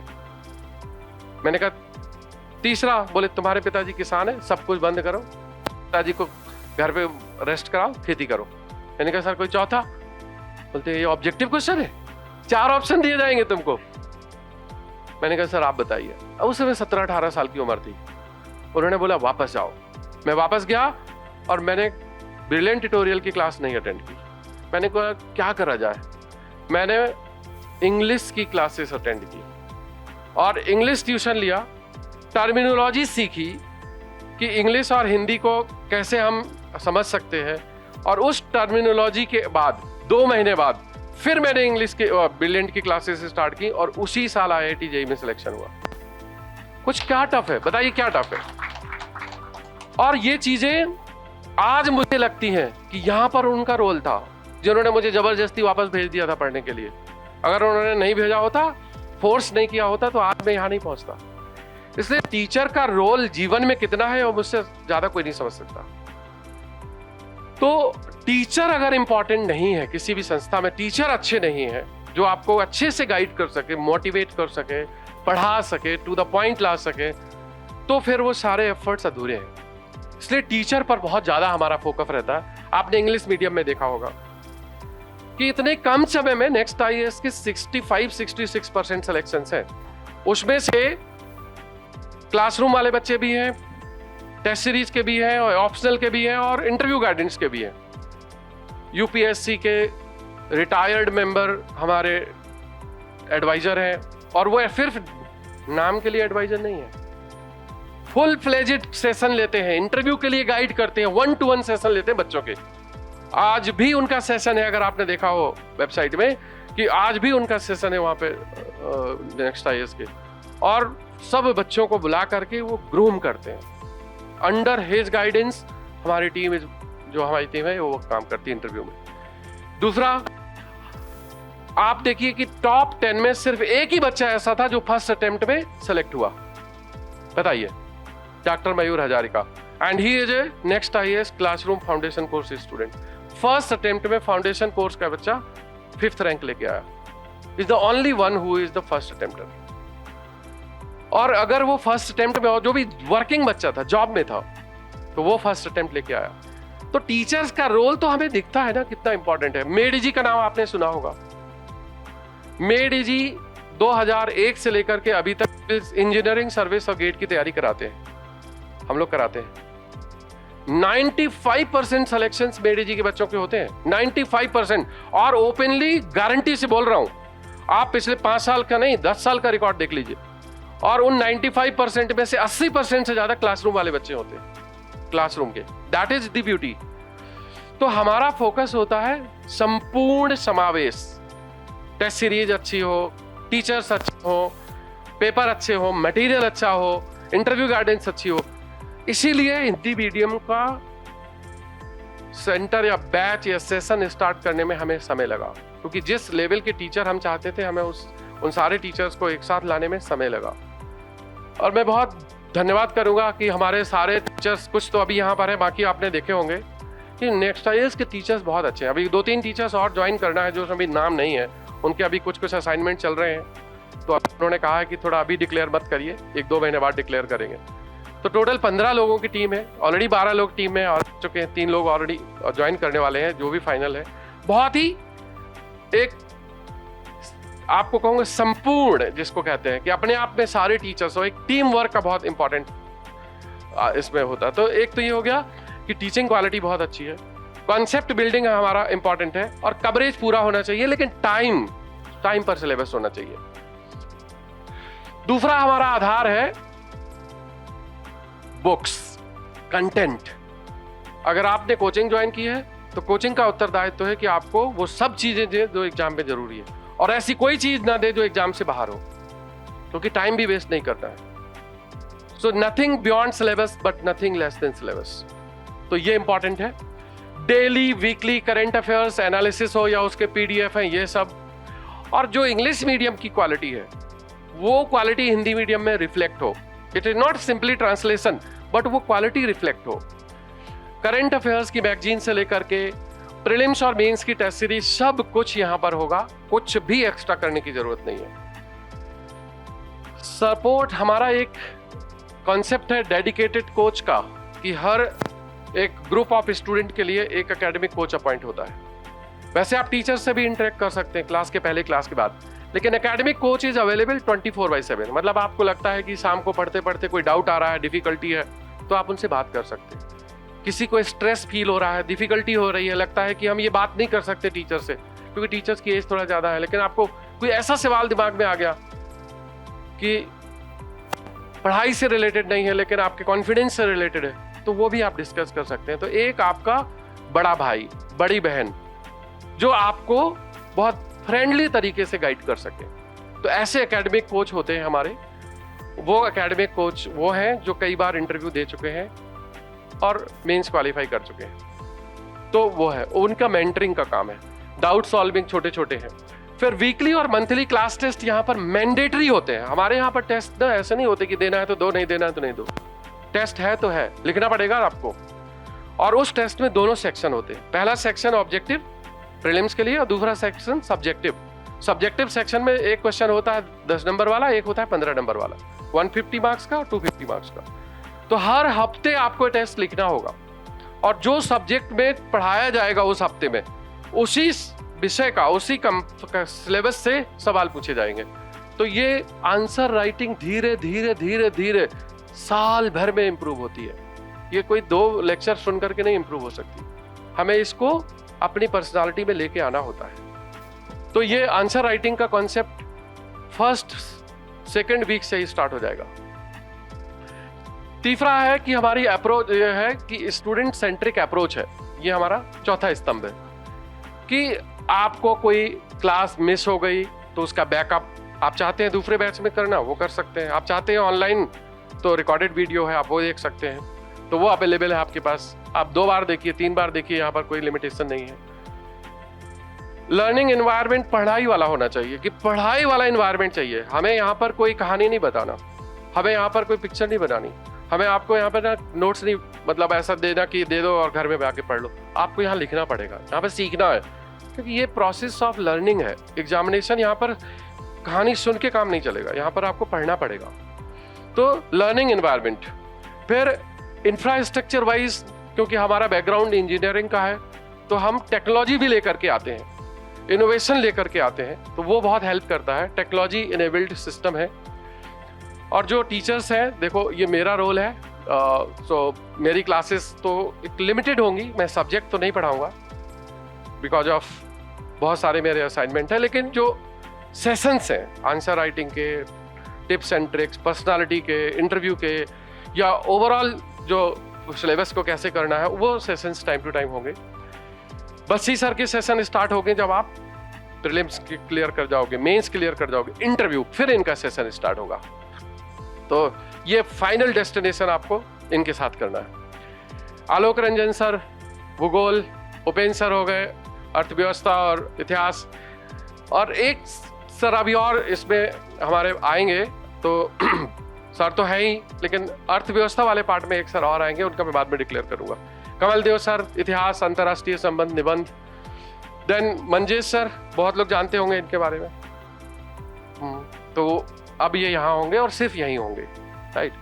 तो पॉलिटी गवर्नेंस यही लेंगे मंजेश सर। हेमंत झा सर के बारे में भी सुना होगा आपने, जो very good renowned teacher history के हैं, हिस्ट्री ऑप्शनल भी पढ़ाते हैं, जस्ट जीएस भी पढ़ाते हैं, तो जीएस का पार्ट ये लेंगे। सिन्हा सर भी लेंगे ये पोस्ट इंडिपेंडेंस हिस्ट्री। के एम पति सर एथिक्स का, एक एथिक्स में और टीचर है, उनका भी असाइनमेंट चल रहा है, इसलिए अभी मैंने उनका डिक्लेयर नहीं किया। 2 लोग एथिक्स को शेयर करेंगे। संजीव श्रीवास्तव सर भूगोल में पर्यावरण, तो जी, आलोक रंजन जी और प्रशांत जी, 3 लोग ये सेक्शन शेयर करेंगे दिल्ली में। राहुल सेंगर आपके साथ ही बैठे हुए हैं, इंग्लिश मीडियम में भी क्लास लेते हैं, यंग डायनामिक टीचर, अपना पर्सनल मेंटरिंग भी करते हैं आप लोगों को। और ये प्राचीन भारत का इतिहास और कला और संस्कृति का कुछ सेक्शन जो भी होगा जहाँ पर, तो ये हो गए। उसके बाद Nitish Sharma sir internal security and Prashant sir, तो ये कुछ टीचर हैं। एक और ऐसा एरिया है जहाँ पर स्टूडेंट्स को दिक्कत है स्पेशली हिंदी माध्यम में, और वो है सी सेट। और सी सेट एक ऐसा ट्रिकी एरिया है जहां पर अगर टीचर अच्छा हो तो बहुत डिफिकल्ट चीजों को भी आसानी से किया जा सकता है। तो सी सेट पर हमारा स्पेशल फोकस होगा, क्योंकि जो हम लोग देख रहे हैं कि हर साल पेपर का डिफिकल्टी लेवल बढ़ता जा रहा है और सी सेट अब इग्नोर नहीं किया जा सकता। तो सी सेट बहुत अच्छे से कराया जाएगा कॉम्प्रिहेंसिवली। उसमें 2 लोग होंगे, एक इंग्लिश वाला सेक्शन लेंगे कॉम्प्रिहेंशन का, और दूसरा मैथ रीजनिंग वाला सेक्शन लेंगे। तो वो भी मैं डिक्लेयर करूंगा बाद में। इंग्लिश मीडियम के हमारे बैचेज ऑलरेडी स्टार्ट हो चुके हैं, कुछ अभी हो रहे हैं, ये करोलबाग में चलते हैं। अब मुखर्जी नगर में भी इंग्लिश मीडियम के बैचेज अप्रैल से स्टार्ट होंगे। तो अप्रैल में यहाँ इंग्लिश मीडियम का बैच यहाँ पर भी आएगा, एक इवनिंग में और एक डे में। हिंदी माध्यम के बैचेस यहाँ पर चलेंगे, अभी करोलबाग में प्रपोज नहीं है। 14 फरवरी से हमारा बैच स्टार्ट हो रहा है हिंदी माध्यम में, और बिल्कुल बेसिक से स्टार्ट होगा। इसी सेंटर पे बैच चलेगा। उसके बाद फिर हिंदी माध्यम में हम ये कोर्स भी 3 स्टार्ट कर रहे हैं। एक हमारा मेंटरशिप प्रोग्राम चलता है जिसको हम कहते हैं एडवांस्ड इंटीग्रेटेड मेंटरशिप। ये पूरे 1 साल का प्रोग्राम होता है, लेकिन ये उन बच्चों के लिए है जो पहले ऑलरेडी प्रिपरेशन कर चुके हैं, नहीं हो पाया था, कुछ कम रह गया, उनके लिए है। इसमें answer writing, quality improvement, prelims, mains, सारा है पूरा ये। तो ये स्टार्ट होगा, ये प्रीलिम्स के जस्ट बाद स्टार्ट होगा। प्रीलिम्स की टेस्ट सीरीज ऑलरेडी चल रही है, अनुभव हमारे टेस्ट हो रहे हैं, जो लोग लिख रहे हैं उनको पता है, जो लोग नहीं लिख रहे हैं आप जरूर लिखिए। और मेंस का प्रोग्राम भी यहाँ पर स्टार्ट होगा। और ऑनलाइन बैचेस भी हैं नेक्स्ट IAS में, हिंदी माध्यम के भी हैं, इंग्लिश माध्यम के भी हैं। इंग्लिश के ऑलरेडी चल रहे हैं, 5 फरवरी से, कल से एक नया बैच स्टार्ट हो रहा है। हिंदी माध्यम का 14 तारीख से स्टार्ट हो रहा है। तो ये मैंने आपको पूरा कंप्लीट किया। थोड़ा सा टाइम मैंने ज़्यादा ले लिया, बट आई हैव थोड़ा मैंने लिबर्टी ले ली सब लोगों से रिक्वेस्ट करके। तो अब मैं रिक्वेस्ट करूँगा कि उपेंद्र जी और कमलदेव जी और संजीव जी लोग एक बारी बारी से अपने विचार व्यक्त करें, आपको कुछ ऐसी चीज़ें बताएं जो आपके लिए इम्पोर्टेंट हो सकती हैं। बहुत ही विश्लेषण के बाद और सारे बच्चों का इनपुट लेते हुए एग्जैक्टली जो स्ट्रेटजी चाहिए यूपीएससी को क्रैक करने के लिए, उसके लिए काम किया गया बहुत ही प्रिसाइजली। देखिए, कहा जाता है जो स्टूडेंट स्ट्रेटजी को ठीक से प्लान नहीं कर पाता है उसके लिए सफलता बहुत कठिन हो जाती है। देखिए, पढ़ाई की कोई लिमिट नहीं है, लेकिन यूपीएससी के लिए हमें किस तरीके से पढ़ना है इसका हमें डोमेन और रेंज पता होना चाहिए। सोचिए, जब एक छोटे सेशन के माध्यम से आप इतनी बारीकियों को सीख सकते हैं, तो ऐसे बहुत सारे सेशन प्लान किए गए हैं जिसके माध्यम से पूरी राइट स्ट्रेटजी की तरफ आप पहुंच सकते हैं। और एक चीज आप हमेशा ध्यान रखें, ये एग्जाम पढ़ाई का एग्जाम नहीं है। केवल पढ़ करके आप सोचे एग्जाम को क्रैक कर जाएंगे, तो बिल्कुल नहीं। पढ़ने के साथ साथ यूपीएससी की छोटी छोटी बारीकियों पर आपको अपनी नजर ले जानी होगी, उसको महसूस करना होगा, उसको समझना होगा, और तब अगर आप पढ़ते हैं, तैयारी करते हैं, निश्चित रूप से तभी आप सफलता को पा सकते हैं। पॉलिटी आप पढ़ते हैं, हिस्ट्री आप पढ़ते हैं, इकोनॉमी पढ़ते हैं, आप साइंस एंड टेक्नोलॉजी पढ़ते हैं, ज्योग्राफी पढ़ते हैं, इन्वायरमेंट एंड इकोलॉजी पढ़ते हैं, सीसेट का पूरा पोर्शन है, कंप्रिहेंशन है, सब में एक न एक आप जानते हैं चैलेंज है। और यूपीएससी के मनः स्थिति के अनुसार, यूपीएससी के माइंडसेट के अनुसार उस चैलेंज को आपको समझना होगा। अगर आप उस चैलेंज को डिकोड कर लेते हैं और टॉपिक वाइज आप सारे चैलेंज को समझ लेते हैं, तो बहुत आसानी से आप यूपीएससी के एग्जाम की जो है तैयारी कर सकते हैं और बहुत आसानी से क्रैक कर सकते हैं। हो सकता है कि आप बहुत कम पढ़ करके भी सेलेक्ट हो जाएं, और दूसरा हो सकता है बहुत ज्यादा पढ़ करके भी सेलेक्ट ना हो। सामान्यतः खासकर हिंदी मीडियम के बच्चों में ये देखा जाता है कि हिंदी मीडियम के बच्चे नया नया चीज पढ़ने में अपने को हमेशा इन्वॉल्व रखते हैं, हमेशा नई चीज पढ़ना चाहते हैं। कई बार वो सिलेबस, प्रीवियस ईयर के क्वेश्चन का जो डोमेन है उससे भी बाहर चला जाता है। कई बार एक ही विषय की 10 किताबें, 15 किताबें पढ़ते। बताइए, इससे आपकी तैयारी का पूरा समय एक तो लंबा हो जाता है, दूसरा सफल होने में जो सफल होने की आपकी दर है वो भी घटती जाती है। ज्यादा पढ़ने वाला, ज्यादा ज्ञान रखने वाला विद्यार्थी सफल नहीं होता, जो सही स्ट्रेटजी को फाइंड आउट कर लेता है वो सफल होता है। प्रीवियस ईयर के क्वेश्चन पेपर से ये पता चलता है नेचर ऑफ क्वेश्चन कैसा है, कैसे क्वेश्चन पूछे जाते हैं, क्वेश्चन का जो डेप्थ है वो कैसा होता है, लेवल कैसा होता है, ट्रेंड कैसा होता है, कौन से टॉपिक से सवाल पूछे जाते हैं। कई बार सिलेबस में बहुत सारे टॉपिक लिखे होते हैं लेकिन सारे टॉपिक से सवाल नहीं आता। जैसा सर बी सिंह सर चर्चा कर रहे थे कि आप करंट से जब अपडेट होते हैं तो वहीं से पता चल जाता है कौन कौन सा टॉपिक आने वाला। जैसे सर ने लक्षद्वीप के बारे में बात किया, अगर लक्षद्वीप का गवर्नमेंट के डॉक्यूमेंट में चर्चा है, बजट में उसकी चर्चा है, इसका मतलब अब ब्लू इकोनॉमी के बारे में पूछा जा सकता है, कोस्टल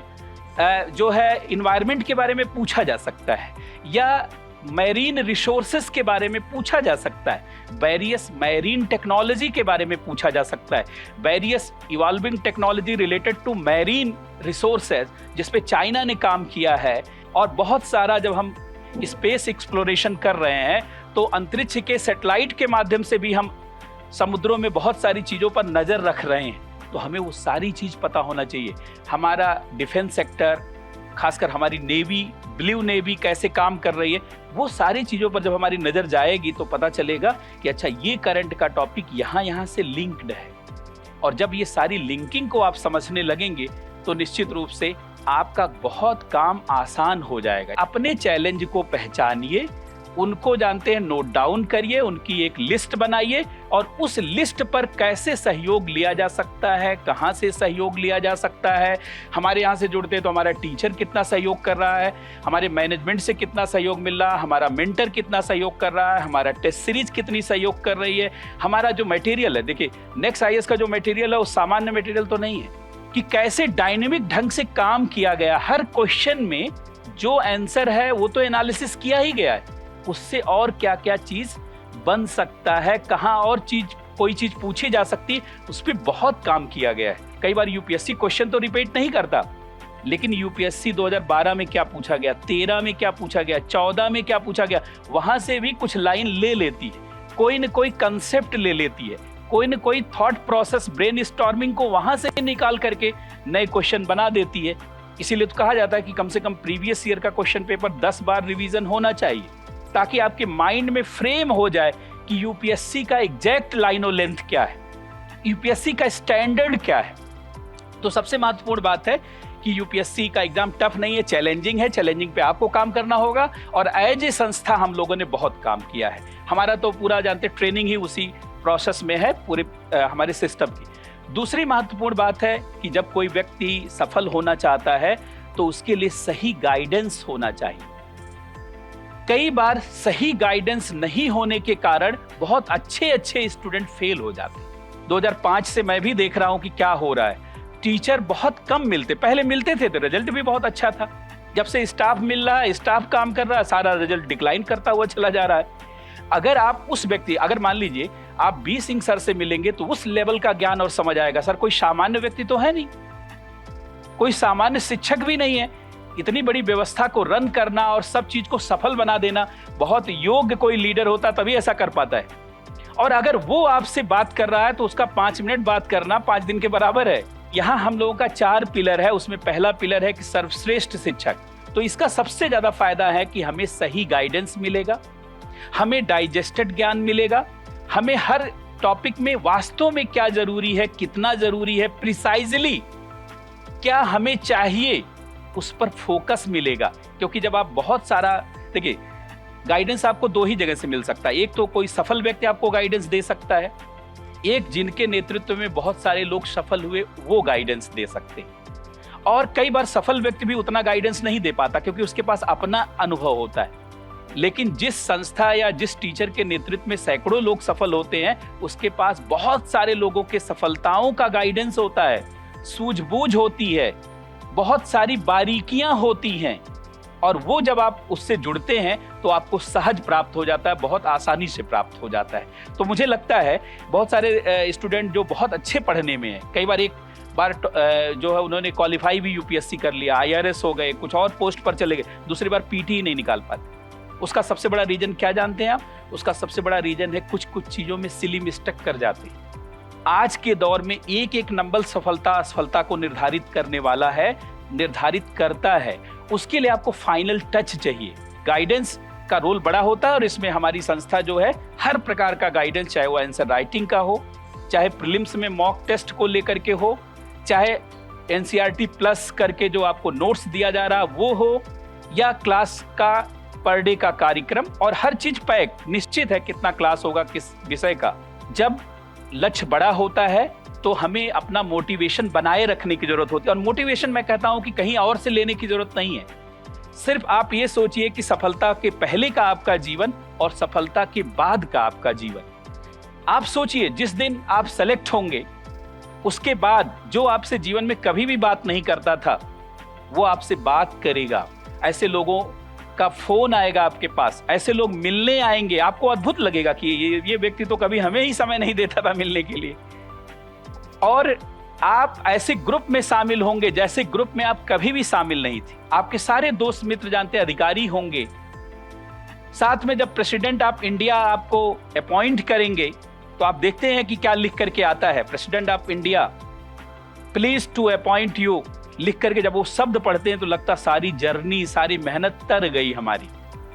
तो आपको मोटिवेट अपने ही सफलता को ध्यान में रख करके होना है कि भविष्य जो हमारा बदलेगा वही हमारे लिए बड़ी संभावनाओं को पैदा करेगा, और वो संभावना सिर्फ आपके लिए नहीं, देश के लिए, समाज के लिए, सभी चीजों के लिए होगी।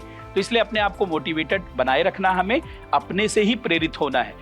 सबसे पहले तो मैं ये कहना चाहूंगा कि जो मुखर्जी नगर को लेकर और हिंदी माध्यम को लेकर जो एक अप्रोच बनी थी कि बहुत तेजी से डिक्लाइन हो रहा रिजल्ट और एक बेस्ट एफर्ट करने की जरूरत है, तो आखिर क्यों जब टीम बनी सर से मेरी कई मुलाकातें हुई, मैं बड़ा रिलक्टेंट था। 20 सालों से इस मेंटरिंग के तहत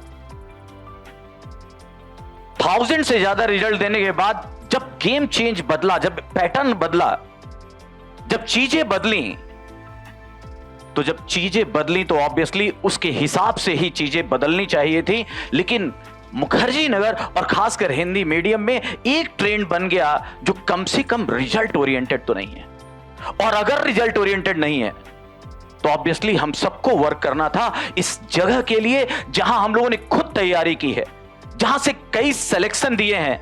अगर बदलाव लाना है तो उस बदलाव के लिए काम करना था। इसलिए जब ये टीम बन रही थी, संजीव सर, उपेंद्र सर कई बार मिले, सर से मुलाकात हुई, मंजेश मिले, जब टीम देखी गई तो पहला याद रखिए, ये केवल एक आकर कोचिंग और पढ़ाने और सिलेबस पढ़ाने के लिए नहीं जुड़ा गया, ना नेक्स्ट केवल इसलिए आया है कि आपका एक टेन्योर पूरा करे शेड्यूल का, बल्कि आप में से बेस्ट आउटपुट निकाले, बेस्ट रिजल्ट निकाले, और इसीलिए हम सब मंच पे साथ हैं। कैसे पढ़ाया जाए, कैसे आपका बेस्ट आउटपुट निकाला जाए, और यहां पर कोचिंग का रोल, मेंटर्स का रोल केवल वही है कि आपकी स्ट्रेंथ को और स्ट्रेंथन करें और आपकी वीकनेस को, जितने भी पॉइंट हैं उसको जितना हो सके कम करने की कोशिश करें। This is the only thing what we are going to. हमें यहां पर यही परफॉर्म करना है, और इसीलिए हम सब एक साथ मिले हैं इस टीम के लिए। और बी सिंह सर की जो अप्रोच, जो बातें हुई, उसमें जरूर लगा कि जेन्युइन गाइडेंस जो मिस हो रहा था वो हम लोग यहां पर प्रोवाइड कर सकें। दूसरा एक पक्ष बस मेरा यह था कि अब इस कोचिंग को केवल कोचिंग की तरह नहीं देखना है, हमें सोचिंग की तरह देखना है, हमें रिजल्ट की तरह देखना है, और अगर इतने लोग आए हैं तो केवल ये प्रयोग ना हो, ठीक है ना, ये सारी चीजें हमें रिजल्ट बनाकर देखना है जिसमें हमारा और आप दोनों का साथ हो, ठीक है ना। अगर केवल हम पढ़ाएंगे तो वो भी कोई फायदा नहीं, अगर आप हमारे साथ मिलकर आते हैं, अंततः तो रिजल्ट आपको देना है ना। So the basic, the fundamental success of any institute, any mentor is the aspirant and students, वो आप हैं। क्लियर।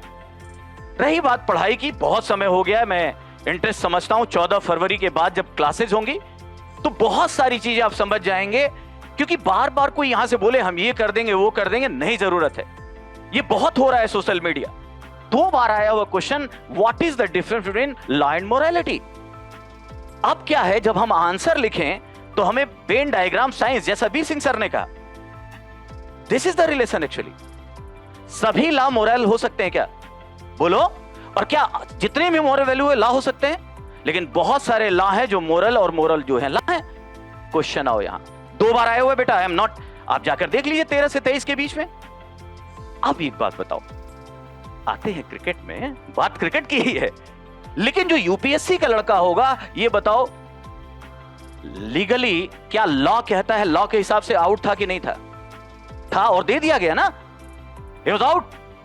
लेकिन अगर मोरल तरीके से देखो, जिस पे उंगलियां उठी, तो क्या एक मोरल है ये? नहीं था। उसका लास्ट में बहुत सारी कंडीशन थी। बेटा यही सब चीजें आपको सोचनी है। मैं कह रहा हूं आपको नजरिया बदलना होगा। यूपीएससी का एस्पिरेंट एक आम एस्पिरेंट ना हो। हम सब यही पले बढ़े, हम सब लोगों ने यहां मतलब तैयारी के क्रम में हम लोग भी जब आए तो कोई ऐसा बहुत बड़ा सिल्वर स्पून नहीं था। बी सिंह सर की कहानी सुनी आपने और अपने तरीके से ग्रूम हुए। सबसे अच्छी बात है, हम जितने लोग बैठे हैं टीम में, हम सब लोग टीचर बाय कंपल्सन नहीं है। हम लोग ये नहीं है कि चॉइस नहीं था, यूपीएससी फेल हो गए अब कोई चॉइस नहीं है। We all are teacher by choice, teacher by selection. मैं तो अच्छा खासा डिप्टी कमिश्नर था, केवल इसलिए कि वो बदलाव लाना है। जो हमने फील किया, जो हम फीस नहीं दे पाए या हम जिस तरह से चीजों को नहीं पढ़ पाए, आप तक पहुंचे। और वो एक जिद है, एक मिशन है कि आपसे रिजल्ट निकाला जाए। इसीलिए कह रहा हूं कि जब एक सिंपल सा ग्रेजुएट, एक सिंपल एस्पिरेंट जब पेपर पढ़ता है और जब आप पेपर पढ़ें, आपका ध्यान कहां है, उस बात को ध्यान रखिए। यूपीएससी आपको समझना है। अगला कहता है 1935 के भारत शासन अधिनियम में महिलाओं के लिए संसद में सीटें, मतलब विधानसभा में सीटें आरक्षित की गई। अब आपको होगा ये अंग्रेज क्यों करेंगे, लेकिन तब इंफॉर्मेशन है, तभी तो हिस्ट्री का मजा है। और आपको पता है अभी इस सरकार ने नारी शक्ति वंदन अधिनियम लागू कर दिया है। इंपॉर्टेंट था, करेंट से जोड़कर हिस्ट्री भी पूछता है। यस, मैकडॉनल्ड पंचायत में भी 3% सीटें आरक्षित की गई और मैकडॉनल्ड पंचायत से लेकर इवन 1990 के बाद के जितने अधिनियम सुधार आए, सबको मिलाकर 1935 का अधिनियम बना। इसीलिए दुनिया का सबसे बड़ा और बल्कि क्या है, सुधार है। तो अगर दिमाग थोड़ा भी क्लेवर रखोगे ना, तो रटना नहीं है।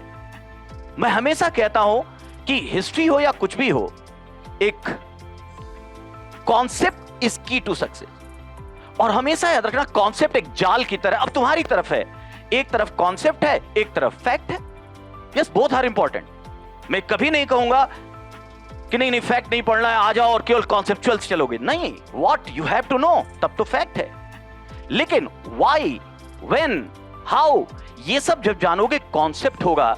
वैसे तो ईएचकार ने कहा था, लेकिन आपको उसकी जरूरत नहीं है। आप मानिए कमलदेव ने कहा था, क्या कॉन्सेप्ट एक जाल है और फैक्ट जो है वो मछलियां हैं। एक एक मछली पकड़नी है तो दिन भर घूमते रहो, पूरा दिन लगाओ, शायद 10 मछली पकड़ोगे। लेकिन अगर एक बार 1 घंटे के लिए जाल बिछा दो, 10 से 20 मछली आ जाएंगी। कॉन्सेप्ट पे ध्यान दो। अगर कॉन्सेप्चुअल क्लियरिटी है, जो मैंने अभी क्वेश्चन कहा, सर ने जितनी बातें कही, तो कॉन्सेप्चुअल क्लियरिटी के बाद हम चाहे जितने फैक्ट होंगे उनको एक साथ ला सकते हैं। और वो आपको यहां मैं एश्योर करता हूं कि जो टीम बनी है सब इसके मास्टर है। इंपॉर्टेंट ये नहीं है कि राइट डिसीजन है या नहीं, सोच लिया, अब तुम्हारी औकात होना चाहिए कि इस डिसीजन को राइट बनाओ। इंपॉर्टेंट ये नहीं है कि राइट डिसीजन क्या है, इंपॉर्टेंट क्या है, जो डिसीजन ले लिया उसे राइट बनाओ। कैसे बनाओगे? बैठकर, मोटिवेशन से। ये जो यूट्यूब और ये सब चीजें शुरू हुई, केवल वो शायरी, कहानियां, नो, इट वर्क। बस कितना, इतना ही रोल होना चाहिए 10 मिनट के लिए, नहीं तो फोमो फोमो क्या है। तो यहां पर, यहां मैं आपसे कह रहा हूं क्या करना होगा। अगर डिसीजन को, राइट डिसीजन इंपॉर्टेंट नहीं है, डिसीजन को राइट बनाना इंपॉर्टेंट है, इसके लिए क्या करोगे बेटा? Action plan. और वो बड़ा स्ट्रेटजिक होना चाहिए, ब्लूप्रिंट एकदम तैयार होना चाहिए। आज ये करना है, रोज ग्रो करो। तुम एक दिन में नहीं सीख जाओगे, मैं ये भी नहीं प्रॉमिस करता कि पहले दिन आए और बन गए, बट यहां से निकलो। और अगर हमारे बी सिंह, उपेंद्र अनमोल सर और संजीव श्रीवास्तव सर और सेंगर सर बात कुछ नहीं याद आई, कोई फायदा नहीं हुआ, तो ये आपका फेल्योर नहीं है, ये हम लोग अपनी बात आप तक नहीं पहुंचा पाए। ये फ्रीक्वेंसी होनी चाहिए हमारे आपके बीच, वो कनेक्ट होना चाहिए। हमें ये समझना चाहिए कि आपकी, मेरी बात आप समझ रहे हैं कि नहीं, आपकी चाहत है। और खासकर आपकी चाहत मेरी चाहत से सबसे इंपॉर्टेंट है, यूपीएससी क्या चाहता है। जानते हो मुखर्जी नगर में क्या हो रहा है? ये पढ़ाया जा रहा है जो बच्चों को मजा आए, वो नहीं पढ़ाया जा रहा है जो यूपीएससी चाहती है। जिस दिन हम इस कनेक्ट को समझ गए, जिस दिन हम ये नहीं कह रहे कि पढ़ाई में एंटरटेनमेंट या पढ़ाई बोरिंग होनी चाहिए, लेकिन उसकी एक सीमा है, कम से कम उस लेवल तक आओ। इसलिए कॉन्सेप्चुअल क्लियरिटी पर जरूर ध्यान। स्मार्टर पढ़ाई का मतलब क्या है कि अच्छे कंटेंट, अच्छे कॉन्सेप्ट, अच्छी एनालिसिस, अच्छे फैक्ट को एक पिक्टोरियल उसमें रख दो कि जाते वक्त हमें 10 पेज का नोट्स ना पढ़ना पड़े। केवल हमने ये देखा और इसका की पॉइंट जो भी आपको है सामने लिख दिया। मेंस के समय केवल इतना ही काम आना चाहिए, आपके पास एक पेज से ज्यादा G20 पे नहीं होना चाहिए। This is smartness. स्मार्टनेस वो शकल सूरत वाली नहीं आती है ना? तो इस तरीके से आपको अप्रोच बदलनी है बेटा। ध्यान से सुनो, पढ़ो। हमारी कोशिश, बस मैं इतना ही बोलूंगा, है ना? आप बहुत ध्यान से पढ़िए, एकदम एंजॉय करते हुए पढ़िए, पर 10 घंटा कंसिस्टेंसी के साथ अगर आप लगे रहते हैं, अच्छी मेहनत करते हैं, सर ने जो मेंटरशिप प्रोग्राम रखा है, टीचरों के साथ रखा है, आप सबसे ऐसा कनेक्शन होगा जो आपको लगेगा नहीं कुछ सही में बदलाव आया है। ठीक है ना? क्योंकि जो चीजें अभी यहां आने पे कोई जा रहा है, कोई आ रहा है, जो वक्त जो समझता है चीजों को, वो समझना तो आपको ही हो। और हम सब आपके साथ हैं। मैं हिस्ट्री और IR में आपके साथ रहूंगा, बाकी सर हैं जो बताते रहेंगे, गाइड करते रहेंगे। मेरे बस एक चीज है, अगर आए हो बदलाव लेकर जाओ। नीचे मिले बोलो हाँ इस सेशन में ये हुआ, हम लोग चेंज करेंगे मुखर्जी नगर के बारे में सोच को। ORN ओल्ड राजेंद्र नगर या कहीं पर भी जो कहा जाता है कि क्वालिटी को लेकर या फिर हमारे स्टूडेंट्स को लेकर, वो बदलाव यहां से शुरू होना चाहिए। धन्यवाद। जय हिंद। हम लोग जो पढ़ाएंगे उसका मैक्सिमम पार्ट तुम्हें क्लास में ही याद हो जाएगा, परफॉर्मेंस के लेवल तक। ये सबसे बड़ी स्पेशलिटी होगी। इसके अलावा एक बहुत आवश्यक चीज है मल्टी डिसिप्लिनरी अप्रोच। तुम एक किसी चीज को पढ़ो और सभी विषयों से उसको कैसे कोरिलेट करना है, इसकी एक अच्छी जानकारी तुम्हारे पास हो। और जब तक ये सब डायमेंशंस आपके नहीं खुलेंगे, तब तक आप खुद से चीजों को जोड़ नहीं पाओगे। दूसरा, इंटरेस्टिंग चीजें। हाँ, जलवायु मैं यहां तक कह रहा हूं कि संस्कृति तक को, इकोनॉमी तक को डिसाइड करने में, डिटरमिन करने में बहुत इंपॉर्टेंट है। आपने सुना होगा, पढ़ा होगा, क्योंकि आपने प्रसंग छेड़ा है तो मैं वहीं से चलता हूं। हिमालय भारत का विभाजक है, जलवायु का, जल विभाजक का। किससे जोड़ते हैं इसको हम? तिब्बत से। भारतवर्ष औसत वार्षिक वर्षा कितनी है? 110 सेंटीमीटर। लेकिन ये पूरे भारत बता रहे हैं हम। जैसे आप बंगाल जाएंगे, वहां कुछ और होगा, 175 सेंटीमीटर के आसपास होगा। पंजाब जाएंगे तो कितना हो जाएगा? 80 सेंटीमीटर। अर्थात अगर पूर्व से मैदान में पूर्व से पश्चिम की ओर जाएंगे तो वर्षा की मात्रा क्या होगी? घटती जाएगी। क्लियर है? अब यहीं पे आपको क्वेश्चन का पैटर्न भी समझाते हैं आप ही के प्रसंग से। तो अगर हम पूर्व से पश्चिम की ओर जाएं, टाइम थोड़ा है ना 10 मिनट आप लोगों के पास, पूर्व से पश्चिम की ओर जाएं तो वर्षा की मात्रा घटेगी। 100 या 90 सेंटीमीटर वार्षिक वर्षा, जिसको हम समवर्षा रेखा से भी जोड़ते हैं, वहां पे क्लियर होता है, स्पष्ट होता है, निर्धारित होता है कि यहां कृषि चावल की होगी या नहीं होगी। क्लियर हो रहा है? और चावल में फायदा सबसे ज्यादा है। अगर चावल किसान बो पाएगा तो चावल ही बोना पसंद करेंगे। क्लियर हुआ? इसीलिए पंजाब में, हरियाणा में, पश्चिमी उत्तर प्रदेश में परंपरागत रूप से चावल नहीं होता था। लेकिन जैसे हरित क्रांति हुआ, वो चावल का उत्पादन करने लगे और इसके कई अच्छे और कई बुरे परिणाम भी आए, जिस पे कंटिन्यूअसली क्वेश्चन पूछा जा रहा है। जैसे पंजाब और हरियाणा में लिंगानुपात का घटना हरित क्रांति के सबसे बड़े दुष्प्रभावों में था। ये पता है आप लोगों को? इकोनॉमी बेहतर हुआ, हमने विज्ञान प्रौद्योगिकी के कई चीजों का उपयोग शुरू किया, गांव-गांव में ऐसे मेडिकल की सुविधाएं आ गई कि हम ये पता लगाने लगे कि जच्चा और बच्चा स्वस्थ है कि नहीं, लेकिन तुरंत यह भी पता लगाने लगे कि गर्भस्थ शिशु मेल है या फीमेल। ये सबसे बड़े साइड इफेक्ट थे, नेगेटिव इंपैक्ट्स था। एग्रीकल्चर के जो बेसिस हैं, किस भूगोल या भौगोलिक दशाओं के अंतर्गत किस प्रकार की कृषि होगी, उस पर फिर नीति बनेगा। वो किस में बनेगा? इकोनॉमी में। भारतीय कृषि का महिलाकरण 3rd पेपर में पूछा गया है और ये टॉपिक किसका है? मतलब ऐसे आपको लगेगा भूगोल का होगा 1st पेपर का, क्योंकि जितनी भी पॉलिसीज हैं या ICAR के रिपोर्ट्स में जो चीजें आती है वो कहाँ आएंगी? 3rd पेपर में आएंगी। क्लियर हो रहा है? और फिर इससे एथिक्स, इंटीग्रिटी, सबका एक सीधा सीधा अंतर संबंध है। जब आप जोड़ेंगे उसको मल्टी डिसिप्लिनरी अप्रोच से, तब याद भी तुरंत हो जाएगा। और जैसे मैंने बताया, उम्मीद करता हूं आपको समझ में आ रहा होगा, याद भी हो रहा होगा, कंडीशनली भी। इवन जो नए ट्रेड्स हैं, उन सबको आप इसको बढ़िया से जोड़ पाएंगे। और नेक्स्ट IAS के विषय में सही बोलेंगे कि एक चीज जो मैं हमेशा कोटेशन यूज करता हूं कि तेरे दर पे आने से पहले मैं बड़ा कमजोर होता हूं, तेरे दर पे आने से पहले मैं बड़ा कमजोर होता हूं, लेकिन तेरी चौखट को छूते ही मैं कुछ और होता हूं।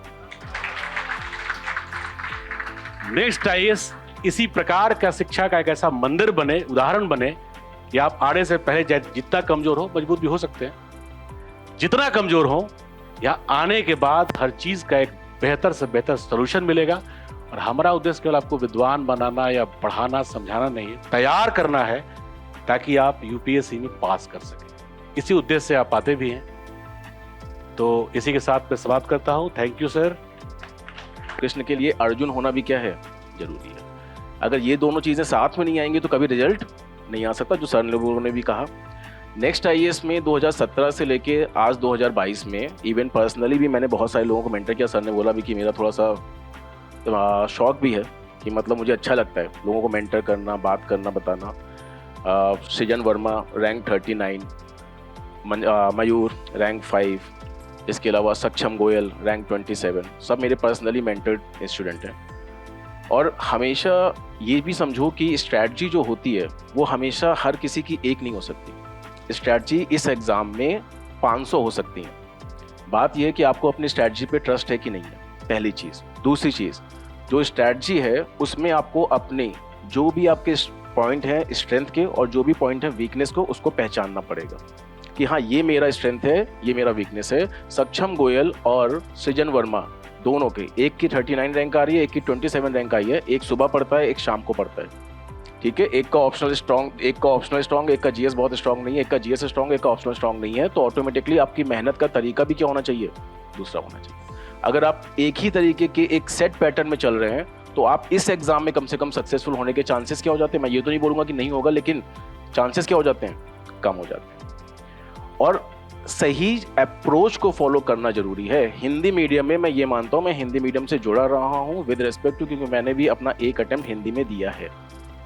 और जब मैंने यहाँ पे जो फील किया, जो भी आपका पढ़ाई का तरीका था या जो भी था, मुझे हमेशा बस एक चीज़ की कमी दिखी कि यहाँ पे पॉइंटेड अप्रोच नहीं है।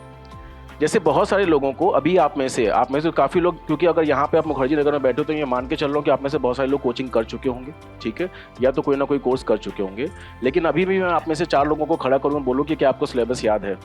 सिलेबस याद होने का मतलब ये नहीं होता है कि पेपर 1 में हिस्ट्री ज्योग्राफी पॉलिटी है, पेपर 1 में हिस्ट्री ज्योग्राफी सोसाइटी है, पेपर 2 में आपका पॉलिटी है, गवर्नेंस है। ये सिलेबस नहीं है। सिलेबस है हिस्ट्री के अंदर क्या है, कौन कौन से कीवर्ड्स हैं, और क्या आपके पास उन कीवर्ड्स पे 4 पॉइंट लिखने के लिए हैं। अगर आपके पास 4 पॉइंट लिखने के लिए हैं तो आप सक्सेसफुल हो, आप बन जाओगे। यूपीएससी ये एग्जाम नहीं है, यूपीएससी बुला के आपको नहीं पूछा कि आपको कितना आता है। यूपीएससी ये कह रहा है कि मैंने ये सिलेबस दिया है, क्या आपको ये सिलेबस आता है। अगर आपको ये सिलेबस आता है, you are a candidate who can qualify this exam in flying colours. लेकिन अगर आपको अपने सिलेबस के बारे में पता नहीं है तो इसका मतलब आपको अपने अस्त्र शस्त्र के बारे में ही पता नहीं है। आप जहां लड़ाई करने जा रहे हैं आपको वो मैदान के बारे में जानकारी ही नहीं है, और फिर आप लड़ने पहुंच जाओगे, फिर बोलोगे कि मेरा एग्जाम नहीं क्लियर हुआ। तो एग्जाम नहीं क्लियर होना था क्योंकि हमने सही से उसको प्रिपेयर नहीं किया। और नेक्स्ट आईएएस में पिछले 6 साल से हम लोग का फोकस हमेशा यही रहा है। इसीलिए नेक्स्ट आईएएस पिछले 5-6 सालों में इसलिए कह पा रहा हूँ क्योंकि मैं 6 साल से नेक्स्ट आईएएस से इंग्लिश मीडियम में पढ़ा रहा हूँ और मुझे पता है, मैंने बोला कि इसे पर्सनल मेंटरशिप के अलावा, मतलब ये तो मुझे वो बता रहा हूँ जो एकदम 4-5 एकदम साथ में जुड़े हुए जो होते हैं बच्चे। और रैंक 39, 27, 5 और ये बढ़ रही है 39 2020 में, 21 में 27 और नेक्स्ट लास्ट ईयर मयूर 5 रैंक, 5th रैंक। ठीक है, यूट्यूब पे वीडियो पढ़ें, आप जाके देख सकते हो। उसके लिए मतलब कोई ऐसा नहीं है, कोई प्रमाण की आवश्यकता नहीं है उसको।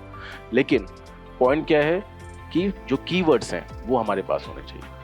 हमें संस्कृति पता है, हमें सभ्यता नहीं पता है। आपसे किसी ने एडमिशन पूछा कि संस्कृति और सभ्यता में डिफरेंस क्या है और एक लाइन में को डिफाइन करो, आपको नहीं पता है, लेट्स से, या आप डिफाइन उसको नहीं कर पा रहे हो, ये हमारी कमी है क्योंकि हमें पता है कि सिलेबस का हिस्सा है। ठीक है, दूसरी बात, कभी भी एग्जाम में जाके जो लोग खास करके इस बार एग्जाम देने जा रहे हैं, एग्जाम में ऐसा हो सकता है कि 2-4 क्वेश्चन 5 क्वेश्चन ऐसे हों जो आपको बिल्कुल समझ में ना आ रहा हो। ऐसा हो सकता है कि आपको ऐसा लगे कि यार ये तो मैंने पढ़ा ही नहीं है। लेकिन ये ह्यूमन नेचर होता है, ह्यूमन साइकोलॉजी होती है कि हमें ये लगता है कि शायद यही 5 क्वेश्चन की वजह से मेरा सिलेक्शन नहीं हुआ है, जबकि 95 क्वेश्चन और भी थे जो आपके रेगुलर सोर्सेज से आए थे, वहां पे हमारा फोकस कभी भी नहीं होता। ट्रिक्स लगेंगी, बाकी चीजें लगेगी। ज्ञान होना एक अलग बात है, ज्ञान को अप्लाई करना ये दूसरी चीज है। जो लोग ज्ञान को अप्लाई नहीं कर सकते उनका सिलेक्शन थोड़ा क्या हो जाता है, मुश्किल हो जाता है। और यही सीखना होता है हमें क्लासेस में। क्लासेस में केवल ये नहीं है कि फैक्ट्स कलेक्ट कर लिए, कॉन्सेप्ट कलेक्ट कर लिया, नहीं, how the concept and facts will be coming together, ये कैसे एक साथ आएंगे, ये कैसे उस आंसर का पार्ट बनेंगे। ठीक है, चाय की दुकान पे खड़े हैं, हमने बोला कि लेट्स से आज की हमारी जो भारत की इकोनॉमी है, भारत की अर्थव्यवस्था है, वो इतने पॉइंट से बढ़ गई है। लेकिन ये एक बात बोली आपने, क्या इसके पीछे कोई फैक्ट है, कोई डेटा है, कोई नहीं है? अगर डेटा फैक्ट नहीं है तो ये चाय की दुकान पे खड़े होकर किया हुआ डिस्कशन है, ये एक आईएएस के द्वारा दिया गया स्टेटमेंट नहीं। इसलिए हमें फैक्ट चाहिए, इसलिए हमें डेटा चाहिए, इसलिए हमें एग्जाम्पल चाहिए। इस एग्जाम्पल तो जब आप पढ़ रहे आ रहे हो या बाकी या कभी भी पढ़ रहे हो, कैसे भी पढ़ रहे हो, तो हमेशा ये देखो कि हमेशा 4 पॉइंट प्लस 4 पॉइंट माइनस।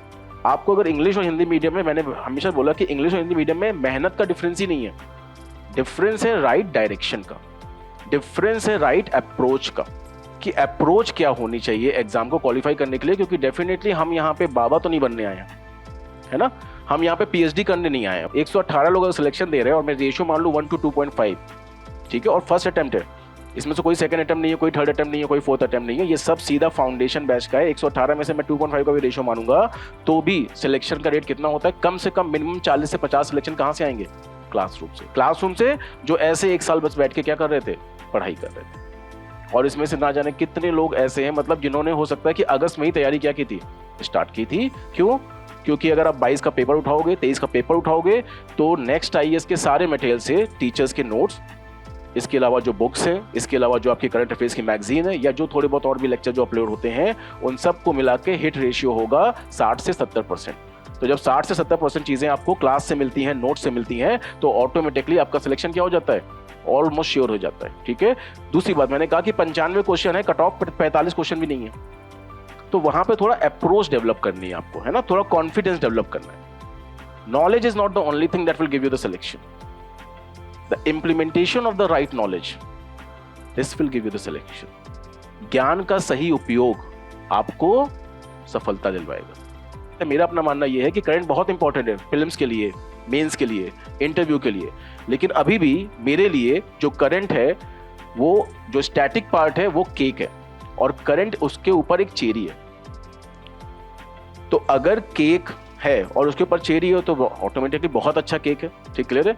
लेकिन मान लो केक नहीं है और केवल क्या बचा, इससे तो काम नहीं चल पाएगा। लेकिन अगर चेरी नहीं भी है और केक है तो भी शायद एक बार काम चल जाए। लेकिन दोनों का जब दोनों साथ में आएंगे तब सबसे इफेक्ट क्या होगा, मैक्सिमम। तो एक तो सही, और ये कोर्स जैसे बात चल रही थी कि 12 महीने 15 महीने में 12 महीने में कोर्स तभी कंप्लीट हो सकता है जब आपको लिमिटेड और गाइडेड इंफॉर्मेशन क्या प्रोवाइड की जाए। वो यहाँ पर होगा क्योंकि हम लोग पढ़ा रहे हैं 6 साल से वहाँ पे, और वही इसीलिए टीम भी मिक्स है।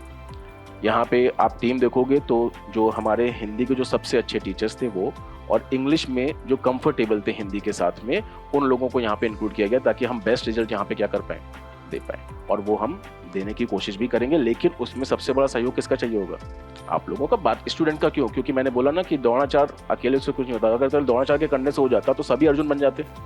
ट्रेन तो सभी को कर रहे थे ना, सारे पांडवास को कर रहे थे, सारे कौरवों को कर रहे थे, लेकिन अर्जुन ही अर्जुन क्यों बने, क्योंकि अर्जुन भी सब खुद जाके बताई हुई चीजों को प्रैक्टिस कर रहे हैं। प्रैक्टिस करना जरूरी है, टेस्ट सीरीज जरूरी है, हर चीज क्या है आपकी जरूरी है, जो भी इंस्टीट्यूट ने प्रोवाइड कर रही है। और अगर नेक्स्ट आईएएस में प्रोवाइड की गई सारी चीजों को आप फॉलो कर लो, बस केवल उतना, मैं तो हमेशा बोलता हूँ, मैं तो क्लास में बोलता हूँ कि अब मेरे नोट्स हैं, इसके अलावा आपको बाहर जाने की कोई जरूरत नहीं है, बस ये नोट्स, इसके अलावा कुछ नहीं, केवल ये पढ़ो बस, और कुछ नहीं करना। इसके अलावा क्या करना है, प्रैक्टिस करना है, टेस्ट सीरीज प्रैक्टिस करो। कुछ नई चीज आती है, नथिंग इज परफेक्ट, कोई भी 100% नहीं होता है, कोई भी चीज 100% नहीं होती है, उसमें एडिशन कर लो, क्वेश्चन करने का तरीका सीखो, केवल कंटेंट मत देखो। जैसे सर ने बहुत सारे तरीके आज बताए, सम वाले बताए, आपके ऑलवेज वाले बताए, अगर इन तरीकों से 4-5 क्वेश्चन ये बढ़ेंगे ही बढ़ेंगे आपके। 4-5 क्वेश्चन का मतलब तो एज मिल गया ना हमको।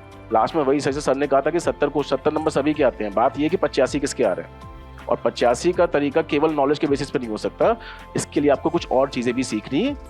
इंग्लिश मीडियम और हिंदी मीडियम के बच्चों में डिफरेंस मेहनत का है ही नहीं, मेहनत ही हिंदी मीडियम के बच्चे ज्यादा है, लेकिन शायद डायरेक्शन का और शायद कट टू कट जो अप्रोच है उसका थोड़ा सा क्या है डिफरेंस है, और उस डिफरेंस को हम यहाँ पे क्या करेंगे, फिल करेंगे।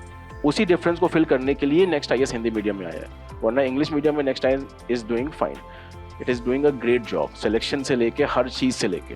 लेकिन हिंदी मीडियम में आपको केवल पढ़ाने का जो उद्देश्य है वो आना है कि हिंदी मीडियम का सिलेक्शन पूरा क्या करना है, चेंज करना है। और हम लोग का जोड़ने का भी मतलब यही है। मेरे पास पर्ची आई है, आप लोगों में से किसी ने भेजा है कि सर वो 2.5 घंटे का लेक्चर आप कब लेंगे जिसमें कुछ और ट्रिक्स होंगी। तो ये हम लोग पीरियोडिक तरीके से अनाउंसमेंट करेंगे, जैसे ये सेमिनार कर रहे हैं, उस सेमिनार में टॉपिक लिखा रहेगा कि इस सेमिनार में इस टॉपिक पे डिस्कशन होगा, आप लोग जरूर आना।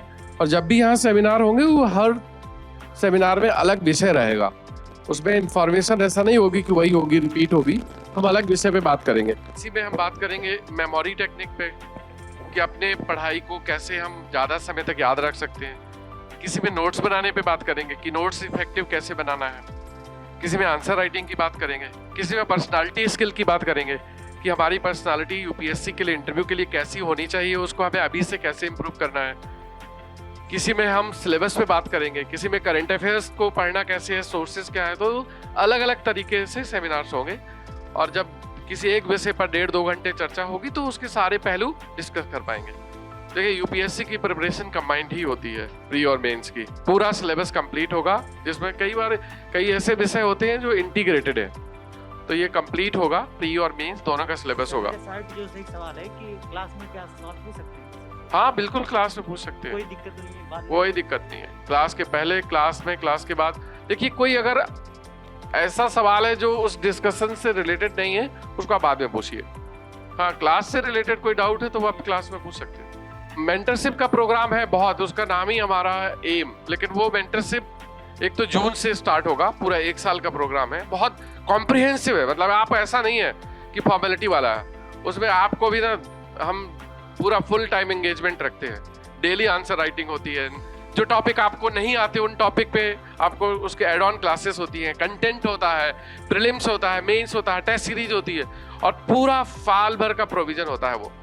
तो वो होगा प्रीलिम्स के जस्ट बाद। लेकिन अभी हम एक प्रोग्राम स्टार्ट अभी फॉर्म कर रहे हैं, वो है प्रीलिम्स के लिए जो सीसेट वाला विषय है, उस पर हमारा डिस्कशन चल रहा है कि हम हो सकता है कि बहुत ही नॉमिनल कॉस्ट या फ्री ऑफ कॉस्ट में कुछ ऐसा प्रोग्राम लाएंगे जो प्रीलिम्स ओरिएंटेड होगा। वो हम अनाउंसमेंट करेंगे उसका, ठीक है। Thank you.